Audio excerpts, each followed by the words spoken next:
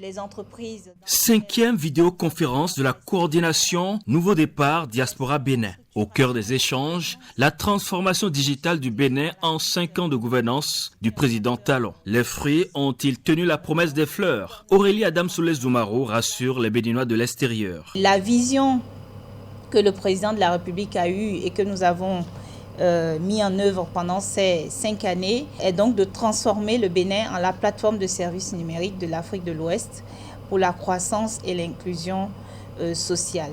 Et ce qui compte le plus, c'est vraiment la dynamique mise en place. Et tel que le président de la République l'a dit pendant sa tournée, ce qui est important, c'est la dynamique.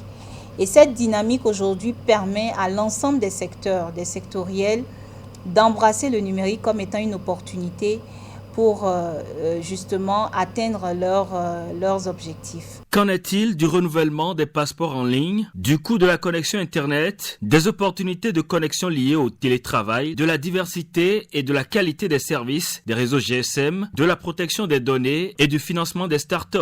À chacune des préoccupations exprimées, la ministre Adamsoulé-Zoumaro a répondu de manière claire et détaillée. Le directeur de la communication de la présidence de la République vient parfois étayer avec des exemples son intervention. La Banque mondiale souligne l'avancée considérable que le Bénin a pris en matière d'identification. Nous avons aujourd'hui un registre national des personnes physiques qui est renseigné avec plus de 11 millions de Béninois identifiés, qui est disponible, exploité au quotidien.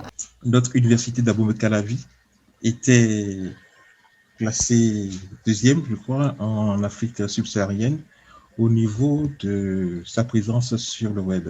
Les rectorats, notamment à l'UAC, avaient déjà commencé un important travail de mise en ligne des cours. Tout ce travail préalable et aussi ce qui est venu avec la plateforme de e-learning et également ce que nous faisons maintenant depuis un moment avec la mise en place du réseau béninois d'éducation et de recherche ont certainement contribué à ce résultat. Notre pays est le premier de l'UEMOA en matière de services en ligne. L'Alliance pour un Internet abordable aussi a mis en place un indice d'accessibilité de l'Internet pour lequel nous avons connu une bonne progression. Au niveau de l'UIT, la sécurité étant un élément important, l'indice global de cybersécurité, le Bénin a fait un bond extraordinaire, 8e en Afrique. Qu'est-ce qui est fait aujourd'hui pour sécuriser le cyberespace béninois?